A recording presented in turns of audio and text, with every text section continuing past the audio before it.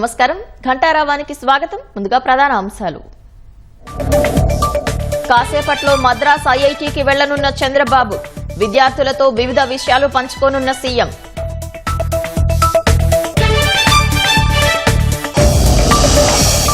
మున్సిపాలిటీలో వేసవి కార్యాచరణపై మంత్రి నారాయణ దృష్టి.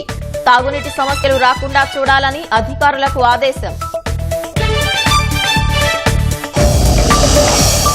సూర్యలంక బీచ్ కు మహర్దశ కల్పించడంపై టీడీపీ ఎంపీల హర్షం. కేంద్రం ఇచ్చే నిధులతో మౌలిక వసతులు కల్పిస్తామని వెల్లడి. పిచ్చుకల సంరక్షణకు పక్షిరాజులా శ్రమిస్తున్న అధ్యాపకుడు. కృత్రిమ ఆవాసాలతో బుల్లి జీవులకు గింజలు, మంచినీళ్లు.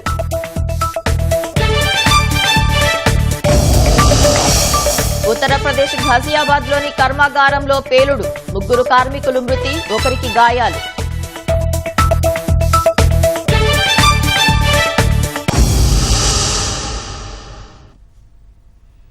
మున్సిపాలిటీల్లో వేసవి కార్యాచరణపై మంత్రి నారాయణ దృష్టి సారించారు. తాగునీటి ఎద్దడి తలెత్తకుండా తీసుకోవాల్సిన జాగ్రత్తలపై అధికారులతో సమీక్షించారు. మున్సిపల్ శాఖ ఉన్నతాధికారులు అన్ని మున్సిపాలిటీల కమిషనర్లతో టెలికాన్ఫరెన్స్ నిర్వహించారు. మున్సిపల్ శాఖ ముఖ్య కార్యదర్శి Suresh Kumar, director Sampath Kumar, engineer in chief Mariyanna teleconference లో పాల్గొన్నారు. వేసవిని దృష్టిలో ఉంచుకుని తాగునీటి ఎద్దడి లేకుండా అన్ని జాగ్రత్తలు తీసుకోవాలని అధికారులను మంత్రి ఆదేశించారు. తాగునీటి సరఫరాలో ఇబ్బందులు ఉంటే వెంటనే తన దృష్టికి తీసుకురావాలని సూచించారు. వారంలో 3 సార్లు తాగునీటి సరఫరాపై సమీక్ష చేస్తానని మంత్రి తెలిపారు. శివారు ప్రాంతాలకు కూడా అవసరమైన మేర తాగునీరు సరఫరా చేసేలా చర్యలు తీసుకోవాలన్నారు. పారిశుద్ధ్యంపై ప్రత్యేక దృష్టి పెట్టాలని సూచించారు. చెత్త పేరుకుపోకుండా ఎప్పటికప్పుడు తొలగించాలని మంత్రి నారాయణ అధికారులను ఆదేశించారు.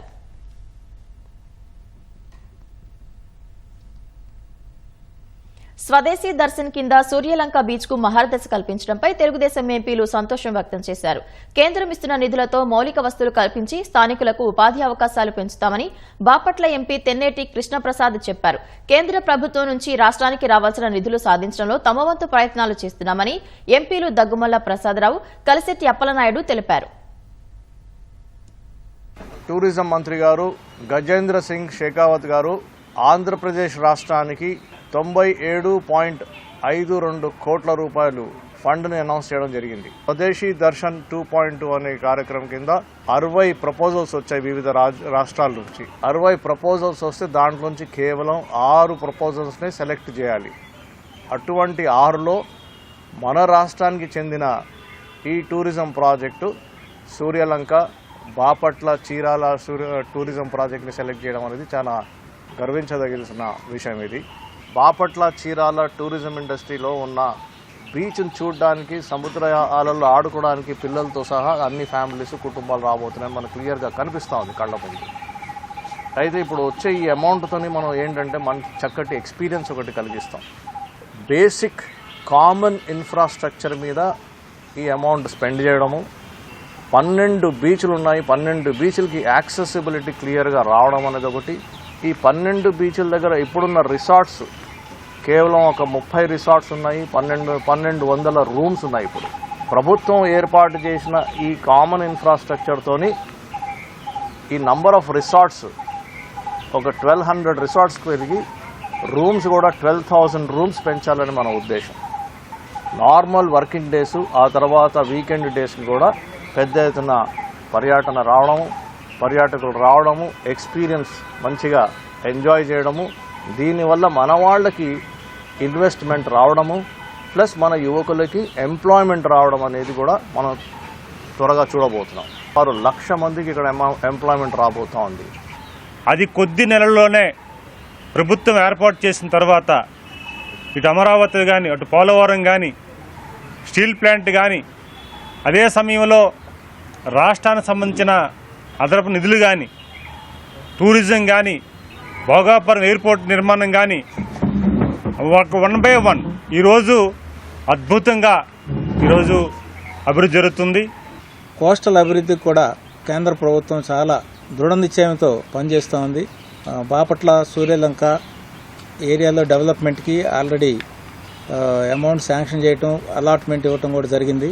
సో అక్కడ పని స్టార్ట్ అవుతుంది. అలాగే రెన్యూబుల్ ఎనర్జీ, తర్వాత పవర్, దీనిలో కూడా ముఖ్యమంత్రి గారు దేని మీద అయితే గ్రీన్ ఎనర్జీ, గ్రీన్ హైడ్రోజన్ మీద కాన్సన్ట్రేట్ చేస్తున్నారో, సెంట్రల్ గవర్నమెంట్లో ఉన్న స్కీమ్స్ అన్నింటినీ కూడా మేము వాళ్ళతో మాట్లాడి జాయింట్ సెక్రటరీ లెవెల్లో మా రాష్ట్రానికి రావాల్సినవన్నీ కూడా మేము తీసుకెళ్ళడానికి ప్రయత్నం చేస్తున్నాం. విధి నిర్వహణలో విఫలమయ్యారంటూ బాపట్ల జిల్లా ఎక్సైజ్ సూపరింటెండెంట్ దేవదత్తును సరెండర్ చేస్తూ జిల్లా కలెక్టర్ ఇచ్చిన ఆదేశాలు బేఖాతరు చేశారు. జిల్లా కలెక్టర్ 4 రోజుల క్రితం ఆయన్ను సరెండర్ చేసినా పట్టించుకోకుండా విధులు నిర్వహిస్తున్నారు. జిల్లాలో మద్యం బెల్టు షాపుల నియంత్రణలో విఫలమయ్యారని, అధిక ధరలకు విక్రయాలపై విచారణ చేయకుండా నిర్లక్ష్యంగా వ్యవహరిస్తున్నారంటూ ఎక్సైజ్ సూపరింటెండెంట్పై ఆరోపణలు ఉన్నాయి. జిల్లాలోని మద్యం దుకాణాలు, బార్లలో లూజు విక్రయాలు చేయకూడదనే నిబంధన ఉన్నా ఎక్సైజ్ అధికారులు పట్టించుకోవటం లేదు. విక్రయాలకు సమయపాలన పాటించకపోయినా చర్యలు తీసుకోవటం లేదు. వీటిపై ఎక్సైజ్ అధికారులు చూసి చూడనట్లుగా వ్యవహరిస్తున్నారనే ఆరోపణలున్నాయి. జిల్లా వ్యాప్తంగా మద్యం అమ్మకాల్లో అక్రమాలపై కలెక్టర్కు ఫిర్యాదులు అందాయి.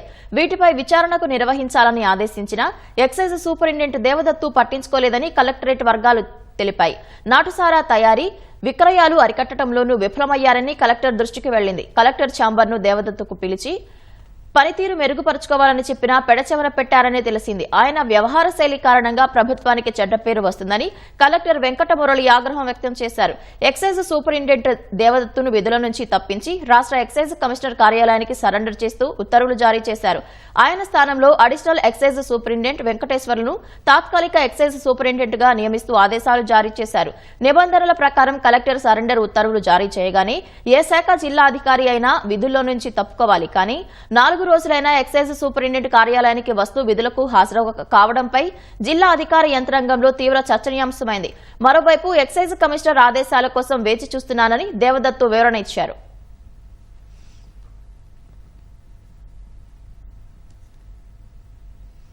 వైఎస్సార్ జిల్లా ప్రొద్దుటూరు మండలం గోపవరం పంచాయతీ ఉప సర్పంచ్ ఎన్నిక సందర్భంగా గ్రామంలో భారీ బందోబస్తు ఏర్పాటు చేశారు. అడిషనల్ ఎస్పీ ప్రకాష్ బాబు ఆధ్వర్యంలో 290 మంది పోలీసులు బందోబస్తు నిర్వహిస్తున్నారు. గ్రామంలో 144 సెక్షన్ అమలు చేస్తున్నారు. ఘర్షణ జరిగే అవకాశం ఉండటంతో వైసీపీ, టీడీపీ ముఖ్య నాయకులను ముందస్తుగా హౌస్ అరెస్ట్ చేశారు. పంచాయతీ కార్యాలయం అన్ని వైపులా పోలీసులను మోహరించారు. సమీపంలో ఉన్న దుకాణాలను మూసివేయించారు. నిన్న ఉప సర్పంచ్ ఎన్నిక తీవ్ర ఉద్రిక్తంగా మారింది. కోరం లేకపోవడంతో ఎన్నిక నేటికి వాయిదా వేశారు. గోపవరం పంచాయతీలో 20 మంది వార్డు సభ్యులుండగా వైసీపీ వైపు 13 మంది, టీడీపీ వైపు 7 మంది సభ్యులు ఉన్నారు. నేడు రాష్ట్రంలో తీవ్ర వడగాల్పులు వీస్తాయని ఏపీ విపత్తు నిర్వహణ శాఖ హెచ్చరించింది. అత్యాధునిక సాంకేతిక పరిజ్ఞానం ద్వారా ప్రజల మొబైళ్లకు హెచ్చరికల సందేశాన్ని పంపింది. ఫోన్ ఉన్న ప్రతి ఒక్కరూ సందేశాన్ని చూసి ఓకే బటన్ నొక్కే వరకు ఫోన్ మోగేలా అప్రమత్త సందేశం పంపుతున్నారు. ప్రజలు సాధ్యమైనంత వరకు ఎండకు దూరంగా ఉండాలని, ఎండలో బయటకు వెళ్లాల్సి వస్తే జాగ్రత్తలు తీసుకోవాలని సూచించింది. ఎక్కువగా మంచినీరు, మజ్జిగ, గ్లూకోజ్, నిమ్మరసం, కొబ్బరి నీరు, ఓఆర్ఎస్ వంటివి తీసుకోవాలని సందేశం పంపింది.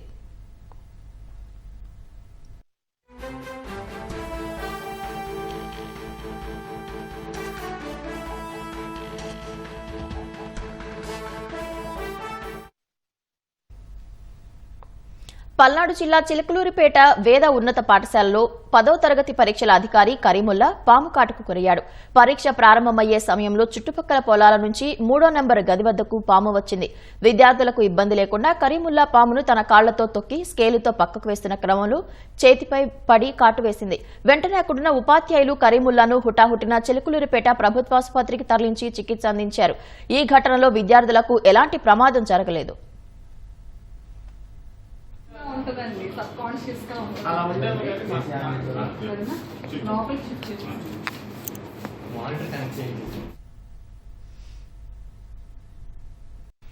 విజయనగరంలో లారీలో పేకాడుతూ డ్రోన్ కెమెరా ద్వారా పలువురు పోలీసులకు దొరికిపోయారు. ఇది విజిబుల్ పోలీసింగ్, ఇన్విజిబుల్ పోలీస్ అన్న నినాదానికి అర్థం చెప్పిన ఘటన అని హోంమంత్రి వంగలపూడి అనిత ట్వీట్ చేశారు. ఎవరికీ దొరకకుండా లారీలో పేకాడుతున్న వారిని విజయనగరం పోలీసులు డ్రోన్ సాయంతో గుర్తించి అరెస్ట్ చేశారు. టెక్నాలజీతో నేరాలను నియంత్రిస్తున్న పోలీసులకు ఆమె అభినందనలు తెలిపారు.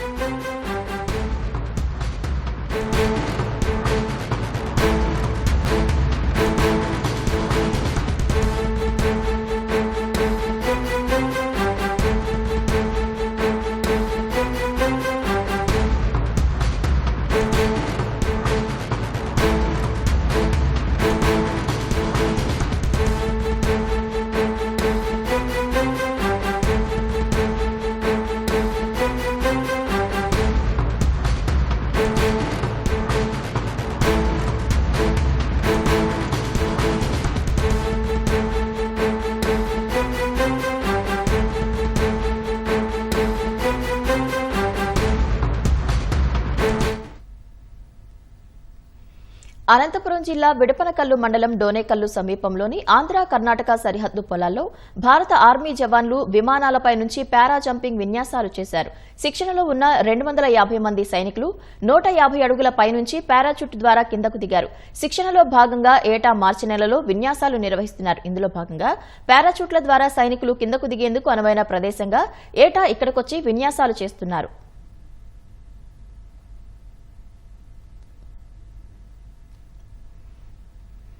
పట్టణ నగర ప్రాంతాల్లో పౌరుల ఫిర్యాదులు నమోదు చేసేందుకు, వాటి స్థితిగతులను తెలుసుకునేందుకు, మున్సిపల్ సేవలను సులభతరంగా పొందేందుకు పురమిత్ర పేరిట ప్రభుత్వం ఓ ప్రత్యేక యాప్ను అందుబాటులోకి తీసుకొచ్చింది. ఆర్టిఫిషియల్ ఇంటెలిజెన్స్ సాంకేతికతతో ఈ సేవల యాప్ను ప్రారంభించింది. ఫిర్యాదులు, ప్రభుత్వ సేవలు చెల్లింపులకు సహాయపడేలా పురమిత్ర యాప్ రూపొందించారు. పర్యావరణ శుభ్రత, ఇంటి నుంచి చెత్త సేకరణ, రోడ్ల సంబంధిత సమస్యలపై ఫీడ్బ్యాక్ ను యాప్ ద్వారా అందించవచ్చు. పురమిత్ర యాప్ ప్రత్యేకతలపై రాష్ట్ర పురపాలక, పట్టణాభివృద్ధి శాఖ ప్రత్యేక ప్రధాన కార్యదర్శి ఎస్ సురేష్ కుమార్ తో మా ప్రతినిధి శ్రీనివాస్ మోహన్ ముఖాముఖి. రాష్ట్ర ప్రభుత్వం అర్బన్ స్మార్ట్ గుడ్ గవర్నెన్స్ కోసం పురమిత్ర యాప్ను ఇంప్లిమెంట్ చేస్తోంది. ఈ యాప్ ద్వారా పౌరులకు ఎలాంటి సేవలు అందించబోతున్నారు అనే విషయాలు మనకు పట్టణ పురపాలక శాఖ ముఖ్య కార్యదర్శి సురేష్ కుమార్ గారు ఉన్నారు. అంటే మరి ఎవరో తెలుసుకున్నాం. సార్ నమస్తే అండి.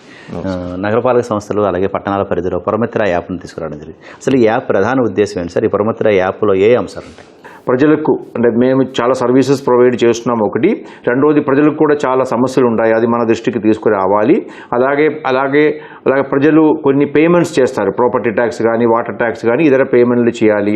అలాగే బర్త్ సర్టిఫికేట్, డెత్ సర్టిఫికేట్ లాంటిది వాళ్ళు రిజిస్టర్ చేసుకోవడం తీసుకోవడం అన్నీ కూడా ఒకే ఒక యాప్లో వచ్చేటట్టుగా ఇప్పుడు ప్లాన్ చేసుకున్నాం. పురమిత్ర అనే పేరుతో ఈ యాప్ని మొన్న తణుకులో ఈ మార్చి 15వ తేదీ స్వచ్ఛాంధ్ర కార్యక్రమం జరిగే సందర్భంలో ముఖ్యమంత్రి గారు లాంచ్ చేయడం జరిగింది. ఈ యాప్ అనేది మీకు ఇది iOSలో కానీ ఆండ్రాయిడ్లో రెండింటిలో కూడా ఈరోజు ఇది ఉంది. దీని పేరు పురమిత్ర అనే మీరు టైప్ చేస్తే ప్లే స్టోర్లో కానీ iOSలో కానీ మీరు డౌన్లోడ్ చేసుకోవచ్చు. మీరు ఓపెన్ చేయగానే దీనిలో మీకు ముఖ్యంగా 3 భాగాలు ఉన్నాయి దీనికి. ఒకటి గ్రీవెన్సెస్. ఆ గ్రీవెన్స్ వెళ్తే మీకు శానిటేషన్కి సంబంధించి, పబ్లిక్ హెల్త్కి సంబంధించిన సమస్యలు కానీ, వాటర్ సప్లై కానీ, టౌన్ ప్లానింగ్కి సంబంధించిన మీ బిల్డింగ్ అప్రూవల్ కానీ, లేఅవుట్ అప్రూవల్ సంబంధించిన విషయాలు కానీ, ప్రావర్టీ అలివియేషన్ అంటే మెప్మా ద్వారా మనం నగర ప్రాంతంలో ఉన్న స్వచ్ఛంద సేవా సంస్థ అంటే సెల్ఫ్ హెల్ప్ గ్రూప్స్ ద్వారా ఇస్తున్న కార్యక్రమాలు, అలాగే administrative issues, engineering, street lighting, revenue, ఇవన్నీ గ్రీవెన్స్లో. అది మీకు కావాల్సిన క్లిక్ చేస్తే ఆటోమేటిక్గా పేజ్ ఓపెన్ అవుతాయి. అక్కడ ఏమేం సేవలు ఉన్నాయని అంటే మీరేమి టైప్ చేయాల్సిన అవసరం లేకుండా మేము డ్రాప్ డౌన్లోనే అన్నీ పెట్టించడం జరిగింది. ఈ గ్రీవెన్స్లో మీకు ఏమైనా కంప్లైంట్ మీరు రైజ్ చేయదలుచుకుంటే మీరు అక్కడ ఆ కేటగిరీ సెలెక్ట్ చేయడము, బ్రీఫ్గా ఏంటి సమస్య అనే ఒక 2-3 వర్డ్స్ రాసుకుంటే సరిపోతుంది. సిమిలర్లీ కొన్ని సమస్యలకి మీరు ఫోటోగ్రాఫ్ తీసుకునే అవకాశం ఉండే, ఎందుకంటే ఇంటి పక్కన చెత్త ఉంది, లేకపోతే వాటర్ లీక్ అవుతుంది, స్ట్రీట్ లైట్ వెలగడం లేదు, ఇలాంటి ఉండే ఫోటో కూడా తీస్తే ఆటోమేటిక్గా ఈ యాప్లోనే మీరు తీసే ఫోటోనే జియో కోఆర్డినేట్స్ అంటారు దానికంటే ఏ లొకేషన్లో అని ఆటోమేటిక్గా ఈ యాప్ గుర్తించి మీరు ఎక్కడ ఏ లొకేషన్లో ఈ సమస్య ఉందని ఈ యాప్లు ఆటోమేటిక్గా మాకు వచ్చేస్తాయి. ఏఐ ద్వారా, ఏఐ ఎనేబుల్డ్ టూల్ కాబట్టి ఆటోమేటిక్గా ఆ ప్రాంతానికి సంబంధించిన శానిటరీ ఇన్స్పెక్టర్కి కానీ, రెవెన్యూ ఇన్స్పెక్టర్ కానీ, లేకపోతే ఎలక్ట్రిసిటీకి సంబంధించిన అధికారికి ఆటోమేటిక్గా ఈ మెసేజ్ వెళ్ళిపోతాయి. ప్రతి ఒక్క సర్వీస్ కూడా, ప్రతి ఒక్క కంప్లైంట్ కూడా 24 గంటలు మేము SLA ఫిక్స్ చేసుకున్నాం. అంటే 24 గంటల లోపల ఆ సంబంధిత క్షేత్రస్థాయి అధికారి చర్య తీసుకోవాలి. తీసుకోకపోతే నెక్స్ట్ లెవెల్కి అది ఎస్కలేట్ అయిపోతాయి ఆటోమేటిక్గా. సో ఈ యొక్క అప్డేట్ కూడా మీకు వచ్చేస్తుంటాయి మీ యాప్లోనే. మీ కంప్లైంట్ చేసినప్పుడు నేను కూడా అంటే మొన్న ఇది లాంచ్ చేసిన తర్వాత టెస్ట్ చేస్తామనే ఉద్దేశంతో నేనే ఒక కంప్లైంట్ జనరేట్ చేస్తాను. అది ఈరోజు పొద్దున నేను చెక్ చేసుకుంటే అది రిసోల్వ్ అయిందని చెప్పి వచ్చింది. కానీ అది రిసోల్వ్ కాలేదని నేను మళ్ళీ అది అంటే రీఓపెన్ చేయించాము. ఇప్పుడు అది ప్రోగ్రెస్లో ఉంది, కనపడుతుంది. కాబట్టి అధికారులు కూడా మేము కూడా చెక్ చేస్తాం ఎందుకంటే సరిగా పని చేస్తలేదా అనేది. రెండో దీనిలో ఇదేంటంటే సర్వీసెస్ ఉన్నాయి దీనిలో. అంటే సర్వీస్ అంటే దీనిలో కూడా ఒక 5-6 కేటగిరీ ఉంది. వేకెంట్ ల్యాండ్ ట్యాక్స్ కట్టడము, వాటర్ ట్యాక్స్ కట్టడము, అలాగే కామన్ అప్లికేషన్ ఫర్ కొత్తగా వాటర్ కనెక్షన్ కానీ సివరేజ్ కనెక్షన్ కావాలని అప్లికేషన్ పెట్టడం, trade license, advertisement tax, marriage registration, sewerage connection, ఇవన్నీ కొత్త సర్వీసెస్ మీరు అప్లై చేస్తున్నాం. ఇవన్నీ కూడా దీనిలో ఉంది. ఇది కూడా మీరు ఇలాగ డ్రాప్ డౌన్లో వెళ్ళి సెలెక్ట్ చేసుకుని పెట్టుకుంటే వస్తుంది. అలాగే దీనిలో ముఖ్య ఇదంటే పేమెంట్స్. ఇందుకు ముందు అయితే మీకు పేమెంట్ చేయాలంటే వెబ్సైట్కి వెళ్ళాలి, లేకపోతే మున్సిపల్ ఆఫీస్కి వెళ్ళాలి. ఇప్పుడు ఈ యాప్ ద్వారా కూడా అన్ని పేమెంట్ గేట్వే మేము ఎనేబుల్ చేసాము. అది ప్రాపర్టీ ట్యాక్స్ ఉంది, వాటర్ ట్యాక్స్ ఉంది, ట్రేడ్ లైసెన్స్ ఉంది, మ్యూటేషన్ ఫీ ఉంది, అగ్రిమెంట్ అడ్వర్టైజ్మెంట్ అన్నీ ఉంది. దీనిలో మీరు వెళ్ళి సెలెక్ట్ చేసుకుంటే అన్ని బ్యాంకుకి సంబంధించిన పేమెంట్ గేట్వేలు దీనిలో ఎనేబుల్ అయి ఉంది. అది ఇంటర్నెట్ బ్యాంకింగ్ ద్వారా చేసుకోవచ్చు, క్రెడిట్ కార్డు ద్వారా చేసుకోవచ్చు, లేకపోతే వాటి యూపీఐ ద్వారా పేటిఎం లాంటి అన్ని అంటే ఒకే ప్లేస్లోనే అన్ని సర్వీస్ వస్తున్నాం. ఇది మనం ఇంకా ప్రచారం చేయాల్సిన అవసరం ఉంది, ప్రతి ఒక్కరు దీన్ని యూజ్ చేసుకోవాల్సిన అవసరం ఉంది. కాబట్టి అందరూ దీన్ని సద్వినియోగం చేసుకుంటారని భావిస్తున్నాం. సార్, దీన్ని మానిటరింగ్ ఎలా చేస్తున్నారు? అంటే ఫీల్డ్ లెవెల్ మళ్ళీ ఆకస్మిక తనిఖీలు మీరు ఆల్రెడీ ఎక్స్పీరియన్స్గా ఒక సమాచారం చేశారు. సో ఇది ఎట్లా దీన్ని ప్రాపర్గా వాళ్ళు చేస్తున్నారా లేదా అని ఎలా చూస్తుంది? ఇక్కడ సెక్రటరియట్లోనే ఒక కమాండ్ కంట్రోల్ సెంటర్ ఉంది. ఇక్కడ కూడా పొద్దున్న 8 గంటల నుంచి సాయంత్రం 8 గంటల వరకు టీం ఉంటుంది. సో కొన్ని అంశాలు మేము దీనిలో వచ్చే కంప్లైంట్లు ఒకటి ర్యాండమ్గా చెక్ చేసుకోవడము, అంటే దీనిలో కంప్లైంట్ వచ్చింది, సంబంధిత అధికారి మేము రిసోల్వ్ చేస్తామని చెప్తున్నాము, అది కూడా మేము ర్యాండమ్గా అలాగే రిసోల్వ్ అయిన దానిలో ఒక 10% కంప్లైంట్ని ప్రతిరోజు పికప్ చేసి వాళ్ళకి మళ్ళీ కాంటాక్ట్ చేస్తాం. ఈ కమాండ్ కంట్రోల్ సెంటర్ ద్వారా దీనిలో వచ్చిన కంప్లైంట్ మాత్రం కాకుండా మీడియాలో వచ్చిన రిపోర్ట్స్ ఉంటాయి. అది ప్రింట్ మీడియా కానీ ఎలక్ట్రానిక్ మీడియా కానీ రోజు జిల్లా వారీగా ఉన్న న్యూస్ మొత్తం కూడా ఇక్కడ కంపైల్ చేసి మేము అది కూడా మనం చెక్ చేయడం జరుగుతుంది. అది కూడా దీనిలో రైజ్ చేసి అక్కడ ఉన్న అధికారులకు పంపిస్తాం, ఇది పరిష్కారం చేయాలని. ఈ రకంగా మేము ఇంటెన్సివ్గా మానిటర్ చేస్తున్నాం దీన్ని. ఇప్పుడు మొన్నే లాంచ్ చేసాము కాబట్టి ఇంకో ఈవెన్ 15 days కూడా కాలేదు. కాబట్టి మేము ఒక నెల టైం ఇచ్చి 1 month టైం ఇచ్చిన తర్వాత అప్పుడు చూస్తాం దీని పర్ఫార్మెన్స్ ఎలా ఉందని రివ్యూ చేసుకుని మళ్ళీ ముందుకు తీసుకురావాలి. సెల్ఫ్ సర్టిఫికేషన్ సిస్టమ్ కూడా తీసుకొచ్చాము. అంటే చిన్న అపార్ట్మెంట్లో అయితే అంటే 18 అంటే మల్టీ స్టోరీ బిల్డింగ్ కాకపోతే అంటే ఒక 18 మీటర్ వరకు హైట్ ఉన్న దానికంటే తక్కువ హైట్ ఉన్న బిల్డింగ్స్ అన్నీ కూడా సెల్ఫ్ సర్టిఫికేషన్. ఇప్పుడు మీరు ఈ ఆన్లైన్లో DPMS అనే మనకు ఉంది, దీనిలో యాప్ ఉంది, ఆ దానిలో అప్లై చేసుకుంటే మీరు అప్లికేషన్ పెట్టుకున్న తర్వాత మీరు కన్స్ట్రక్షన్ మొదలు పెట్టుకోవచ్చు. మీరు వెయిట్ చేయండి, ప్రీ వెరిఫికేషన్ అనే సిస్టమ్ ఇప్పుడు తీసేసాము. కానీ దీనిలో ఒకటే ఉంది, మేము ఒకవైపు సరళీకరిస్తాము, సింప్లిఫై చేస్తాము, చాలా స్ట్రింజెంట్గా ఉన్న రూల్స్ని తగ్గిస్తాము, బట్ ప్రజలు కూడా బాధ్యత తీసుకోవాల్సిన అవసరం లేదు. మనం చాలా రిలాక్సేషన్ ఇచ్చేటప్పుడు రిలాక్సేషన్ ఇచ్చిన తర్వాత కూడా వైలేషన్ చేస్తే మాత్రం అది కఠినంగా వ్యవహరించాల్సి వస్తుంది. సరే, ఈ పురా యాప్లో ఈ వేసవకాలంలో ఎక్కడైనా వాటర్ స్కేర్సిటీ కానీ అర్బన్లో ఉంటే ఇందులో యాప్లో వాళ్ళు కంప్లైంట్ చేయొచ్చు సార్? యాప్లో కంప్లైంట్ చేసుకోవచ్చు. యాప్లో కూడా ప్రొవిజన్ ఉంది. అలాగే ప్రతి ULBస్లో కూడా ఒక సెపరేట్ గ్రీవెన్స్ నంబర్ కూడా ఇవ్వమని చెప్పడం జరిగింది అందరి కమిషనర్లకి. ఎందుకంటే వేసవి కాలంలో ఉన్న ఒక సెపరేట్ సెల్ పెట్టమని చెప్పడం జరిగింది. అంటే డ్రింకింగ్ వాటర్ కోసం కేవలం నీళ్ళు ఇవ్వడం మాత్రం కాదు, క్వాలిటీ ఆఫ్ ది వాటర్ కూడా, కంటామినేషన్ జరగకూడదు. సమ్మర్ సీజన్లో నీళ్లు కలుషితం అయితే దానివలన వాటర్ బోర్న్ డిసీజెస్ అంటే నీటి ద్వారా వచ్చే రోగాలు వచ్చే అవకాశం ఉంటుంది. అది ఎక్కడ కూడా స్టేట్లో ఎక్కడ కూడా ఏ ఒక్క సంఘటన కూడా జరగడానికి లేదు. 0 tolerance ఉండాలి దీని మీద. ఎక్కడైనా జరిగితే మాత్రం సంబంధిత అధికారుల మీద బాధ్యత ఫిక్స్ చేసి వాళ్ళ మీద చర్య తీసుకోవడం జరుగుతుందని చెప్పడం జరిగింది. ఎక్కువగా మనకు హీట్ వేవ్ సిచ్యువేషన్స్ వస్తే మాత్రం ప్రజలకి ఎక్కడ కూడా ఇబ్బందులు కలగకుండా sufficient number of water points కూడా ఏర్పాటు చేయడం జరుగుతుంది. పురమిత్ర యాప్ ద్వారా స్మార్ట్ గుడ్ గవర్నెన్స్ కోసం అందుబాటులో తీసుకొచ్చిన యాప్ని పౌరులు సద్వినియోగం చేసుకోవాలని, అలాగే దీని ద్వారా ఫిర్యాదులతో పాటు అక్కడ ఉన్న స్థానిక అంశాలను కూడా అధికారుల దృష్టికి తీసుకొచ్చేందుకు ఈ యాప్ చాలా ఉపయోగపడుతుందని చెప్పి సురేష్ కుమార్ గారు చెప్తున్నారు. అమరావతి నుంచి కెమెరామెన్ సోమేష్తో శ్రీనివాస్ మోహన్, ఈటీవీ న్యూస్.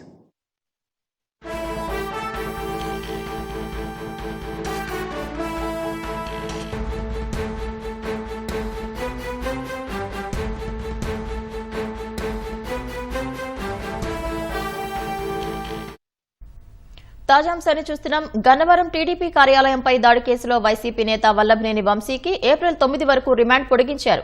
మరింత సమాచారం మా ప్రతినిధి జయప్రకాష్ అడిగి తెలుసుకుందాం. జయప్రకాష్, వల్లభనేని వంశీ రిమాండ్ పొడిగింపు గురించి మరిన్ని వివరాలు చెప్పండి.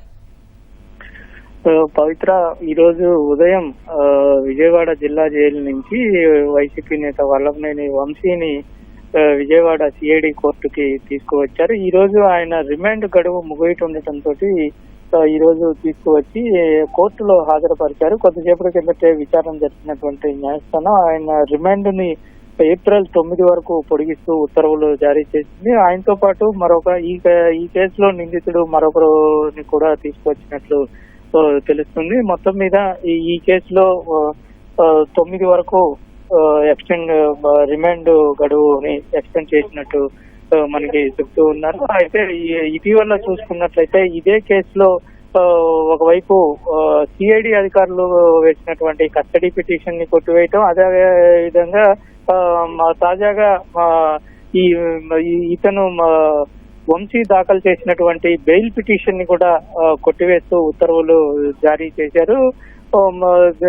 మరొకసారి ఒకవేళ కస్టడీకి కావాలంటే ఉన్నత న్యాయస్థానాన్ని ఆశ్రయించే అవకాశం అయితే మనకి కనబడుతూ ఉంది. ఈ కేసులో చూసుకున్నట్లయితే తాజాగా రంగా అనే కీలక నిందితుడిని, అంటే గన్నవరం టీడీపీ కార్యాలయం పైన దాడి కేసులో A1 గా ఉన్నటువంటి వంశీ ముఖ్య అనుచరుడు గా ఉన్న రంగాన్ని కూడా 2 రోజుల కిందట తీసుకువచ్చి కోర్టులో హాజరుపరిచారు. ఆయనకు కూడా రిమాండ్ విధించిన పరిస్థితి అయితే కనబడుతుంది. ఈ కేసులో ఇంకా కీలకంగా ఉన్నటువంటి వాళ్ళని అరెస్ట్ చేసే పనిలో సిఐడి అధికారులు ఉన్నారు. ఇప్పటికే కొంత సమాచారం సేకరించారు. ఇందులో ఉన్నటువంటి సీసీ ఫుటేజీ వీటి ఆధారంగా చాలా వరకు గుర్తించారు. అయితే ఈ కేసు వెనకాల ఉన్నటువంటి వ్యక్తులు ఇంకా ఎవరైనా ఉన్నారా అంటే ఆ రోజు అసలు అంత విధ్వంసంగా దాడి చేయాల్సిన అవసరం ఎందుకు వచ్చింది అనేది దాని మీద సిఐడి అధికారులు దృష్టి పెట్టారు. కేవలం వంశీ ఆదేశాలతోటే అక్కడ ఉన్నటువంటి అనుచరులు దాడికి పాల్పడ్డారా, లేకపోతే ఇంకా ఏమైనా విషయాలు ఉన్నాయా అనే కోణంలో కూడా పోలీసులు దీని మీద దృష్టి పెట్టారు.